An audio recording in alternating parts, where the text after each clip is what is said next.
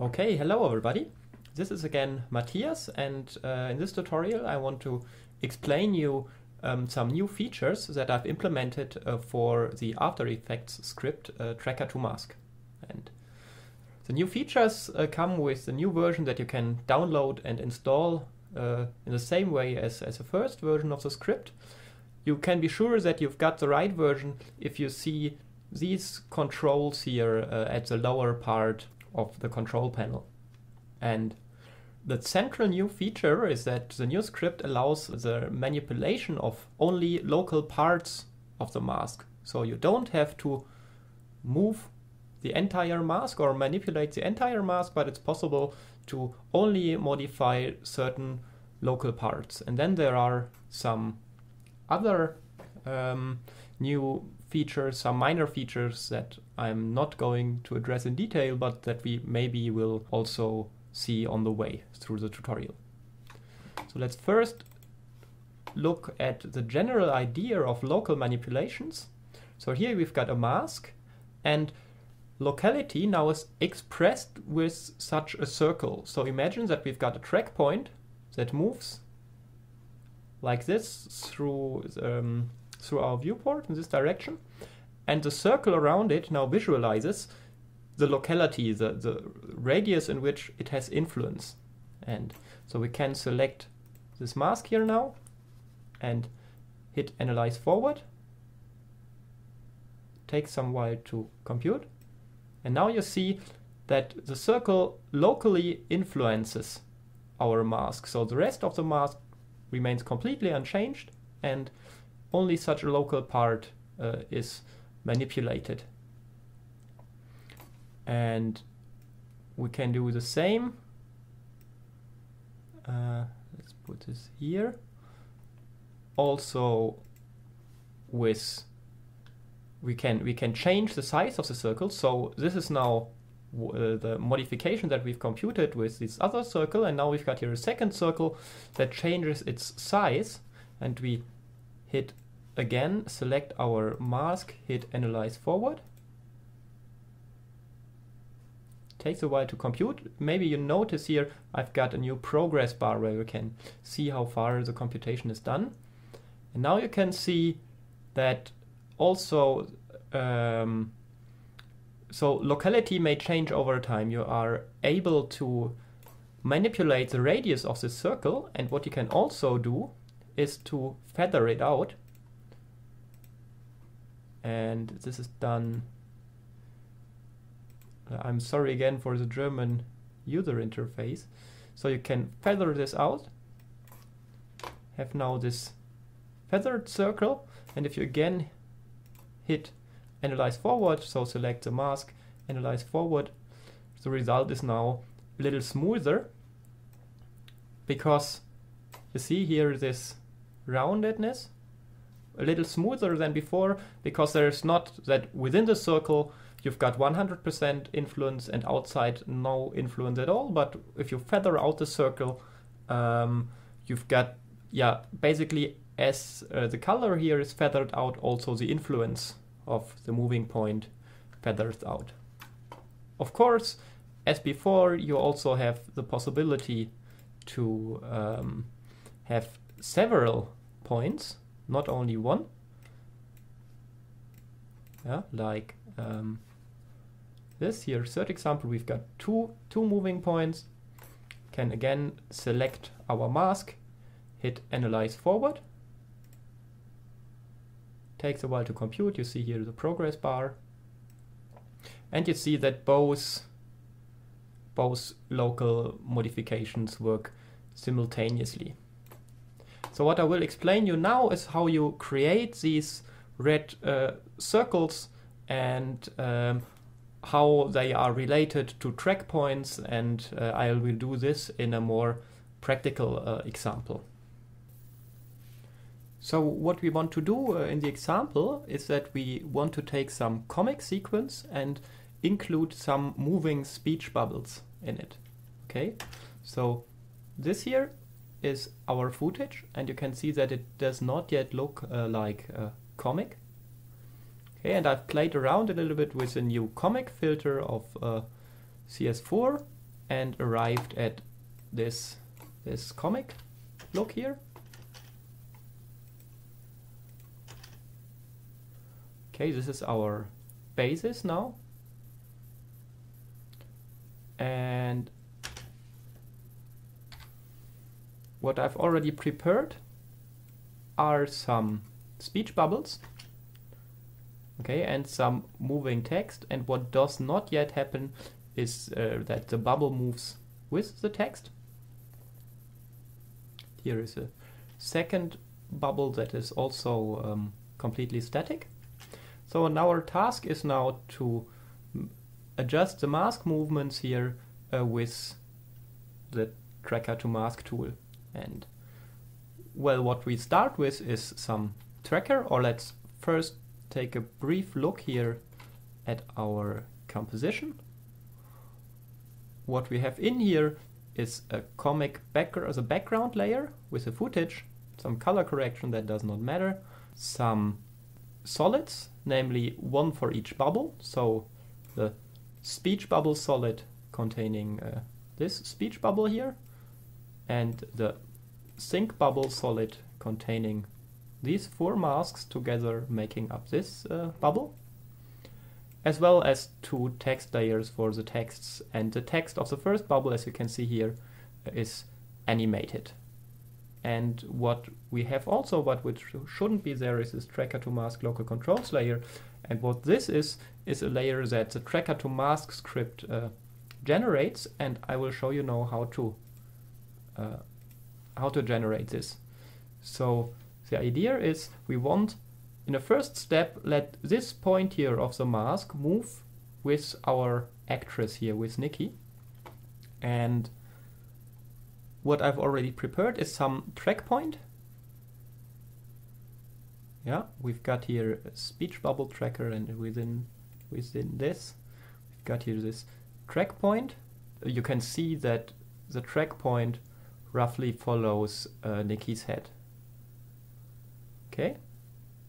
And what we can do now is, I will go back here from the layer to our composition view.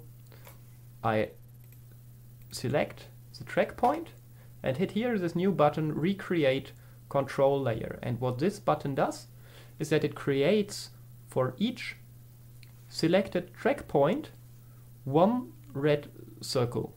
Okay, create control layer, and now we've got 1 red circle on a newly created layer called local controls.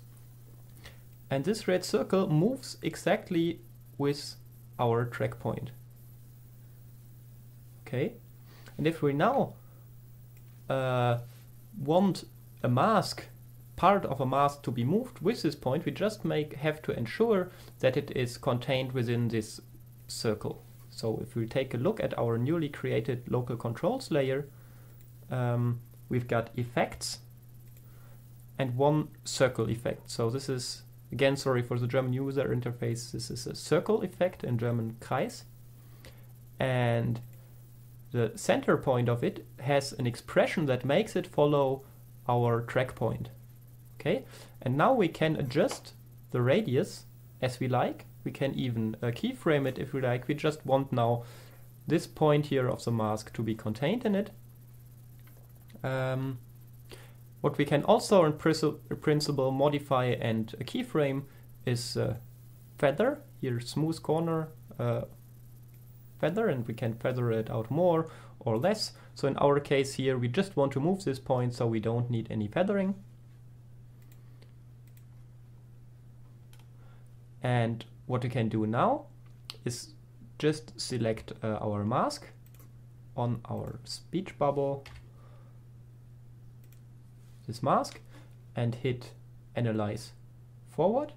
Oh, and what we have to make sure is that our work area is within our current, that our cursor is within our current work area, because in the new version the work area limits the area in which keyframes are generated. So for example, if I make the work area end here, hit Analyze Forward, I get new keyframes only up to this point.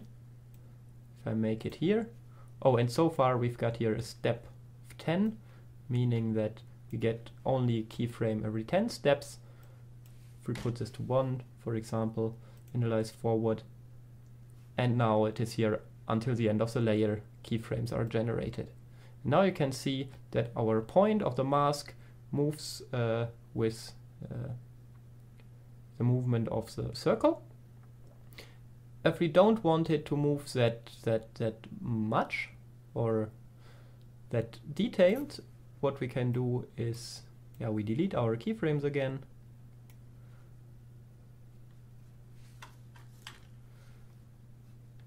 Let's zoom in here, delete this.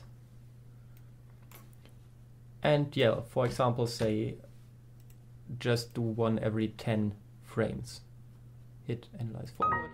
Oh, we have to again select our mask, analyze forward, and now this point is moving.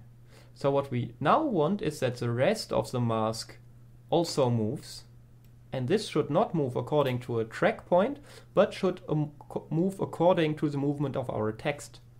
And this is a second possibility. And so one thing we could do is we could track, in principle, the movement of this track, have a second track point and move it in the same direction. But here we can do it more elegantly and use this add dummy point. Okay, recreate control layer creates a new layer and deletes the old layer if one exists, and creates for each selected track point one red circle. And if we hit this button, add selected points, it keeps the old control layer and adds new circles for each selected track point. So you can step by step increase the number of track points that you want to use if you like. And here a dummy point does the same, but it just creates one point that is not related to a tracker. So not one circle for each selected track point, but it creates one circle only, and that is a circle that is not related to a tracker. So you can see it here, and it just stays in the middle of the composition if you do nothing else with it. But what you can do now is, so we look here at our Tracker2Mask control layer, have a second circle effect now, and now you can manually move it. So you can keyframe it. Let's say we can put it here at the beginning, hit the stopwatch for our center point, and go here to the end.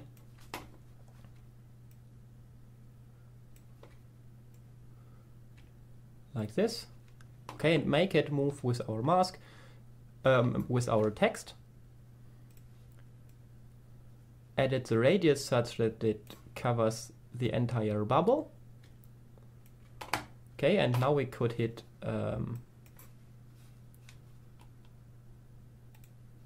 select our mask, hit analyze forward, and what we get is a mask that moves, or a speech bubble that roughly moves with our text. In this case it doesn't move very precise. I just turn off the visibility here, and it does not move very precise because, well, I've just keyframed this second circle here roughly by hand. And what we could also do, of course, is to make this circle follow our text via expressions. Okay, I also show you that. So I open here the text layer of our moving text, and it has under transform here its position that is keyframed. And what we now can do is open our second circle here onto our Tracker2Mask control layer and press the Alt or Option key and hit this stopwatch, and now we have added an expression to this center point, or I'm not sure how it is translated in English, center point or middle or something like that. So you just hit this pick whip here in your expression and connect it to the position of your text layer position. So this makes now the bubble or the circle perfectly follow the text. And if we, for example, change our text here, if we change the position of our text, let's say from the beginning here is okay, and then we want it in the end not to be here, but want it to be wherever, let's say here. Okay, you can see that the circle automatically follows. And now it is only necessary to make a second analyze forward on our mask. So select our mask. Oh, what's that? Why is it? If we change the beginning of the text too, I'm a little puzzled. Let's say at the beginning we want it to be,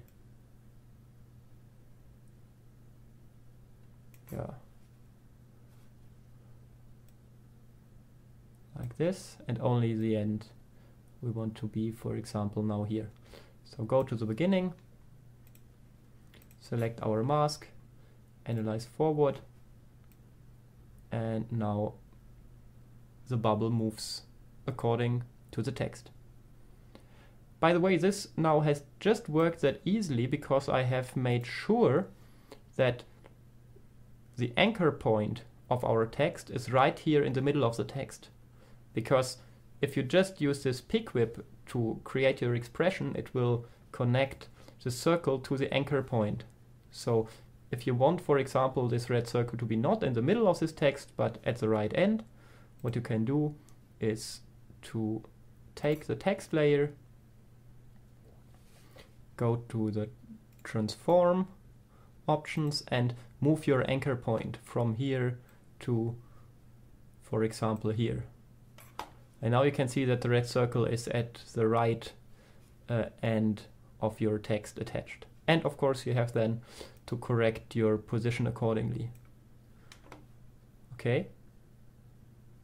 So this is what you saw. Move your anchor point if you attached your red circle via an expression to a position property and you don't want to be at the point where it occurs.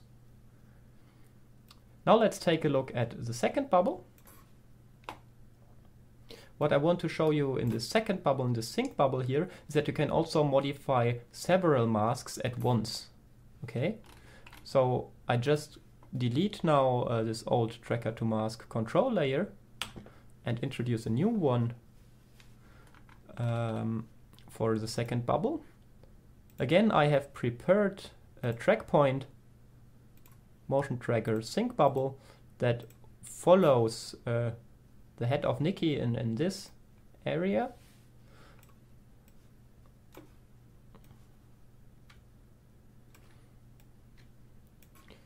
Okay, so I select the track point and say recreate control layer, and we've got now a control layer that follows here Nikki's head. And now we want these bubbles to roughly move with the head, but not all in the same way. So I think I basically show you what can go wrong best. So we've got our circle effect and we can increase its radius like this to have these three move with Nikki. And if we hit analyze, or now we have to select our masks. I make the layers we do not need shy now to have more space here. Masks, we've got several masks here, the three small masks for the small bubbles and the main bubble. We select the three small ones and hit analyze forward. And now, well, all the three masks move, but they all move exactly the same. And this does not look as we want it to look. So I just turn off this here for preview purpose, and you see this doesn't look very nice because all of them move exactly the same way. And what we now make use of is the fall off property of our red circles. So the feathering, I just want to modify the radius to be here roughly in the middle, and now feather it out here. Now it should have a lot of influence on this bubble and less influence on this bubble because it is more in the feathered area where it has almost no influence anymore. We hit select our masks. So we don't hit select the blue mask because we don't want it to be influenced at all. Hit analyze forward, and maybe here it also makes sense to set it to 1, the step width to 1, and analyze forward. Here's some time required to compute that. And now you can see that it is much smoother than before. They don't move all in the same way, but here the points that are far away don't move much because we've feathered out our circle.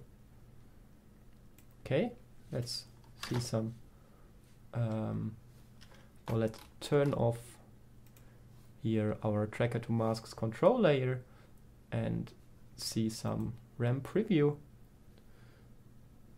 So you get this motion here quite easily by just having one track point and feathering it out such that you've got this fall off in the motion. Okay.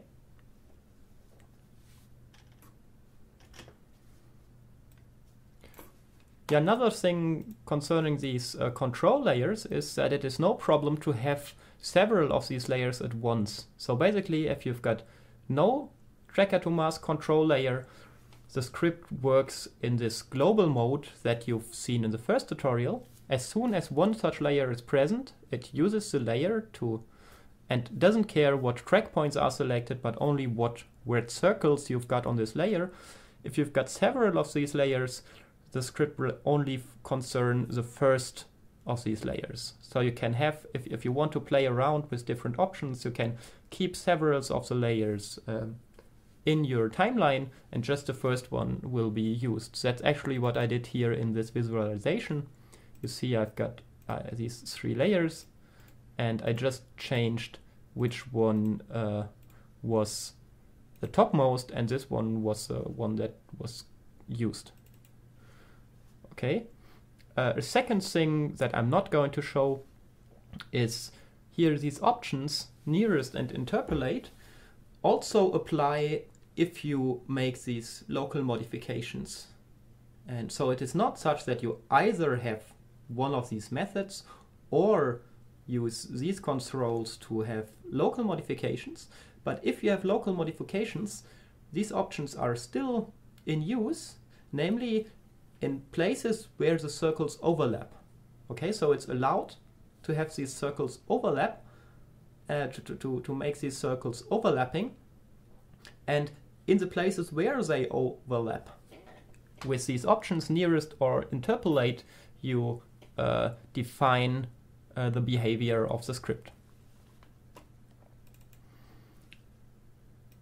Second thing that I want to, or a last minor thing that I want to present you is the following, that, so this is an example from the first tutorial, and here we had these masks that we animated over time, and I have already created some keyframes. You can see here 1, 2, 3, 4, 5 keyframes, and now we want to fill out the areas in between. What I've shown you in the last tutorial is that you just select the mask, select the 4 trick points, and hit this button once, and then you have to move here, hit it again, move here, hit it again, and so on. We want, let's make this undo.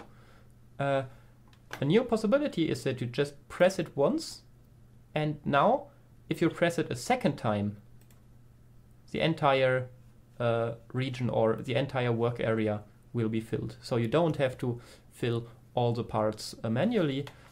Technically what happens is if you press this fill area button here on a frame where you have already a keyframe, then the script fills the entire area. So if I go here where I have no keyframe yet, I press it and it only fills this area. If I go now to a frame where I have already a keyframe, he thinks, well, nothing to do here locally, so I fill globally all the rest. And this is quite convenient because you can just click it once to fill up one area, and just click it a second time to fill in all the rest, if you like that. Last note is, with these local modifications, you can not only modify masks, but also shape layers.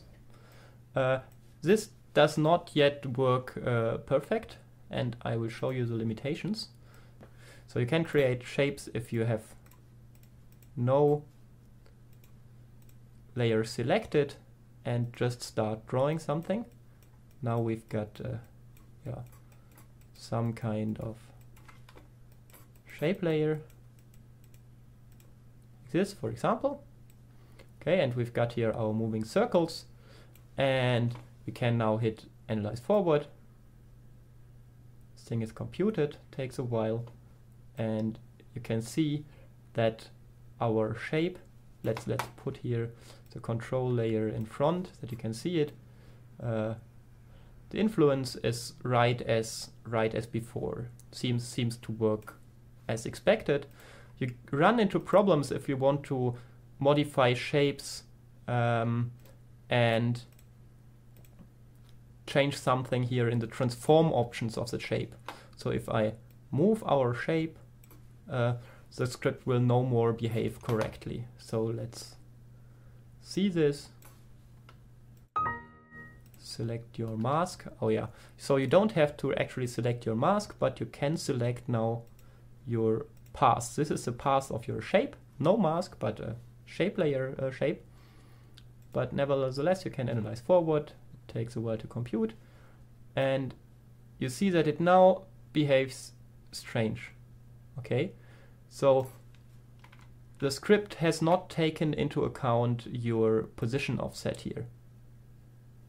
It just behaved as if this would have been, I don't know, 0. Yeah.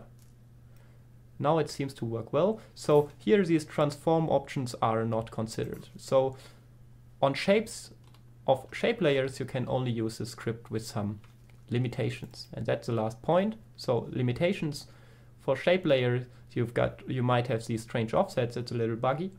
And for 3D layers, you've got the same problem. So you can't expect the script to work correct if you have your track points or your masks being on some layers that strangely move into 3D space or something. Yeah, that's it. Thank you for your attention, and bye.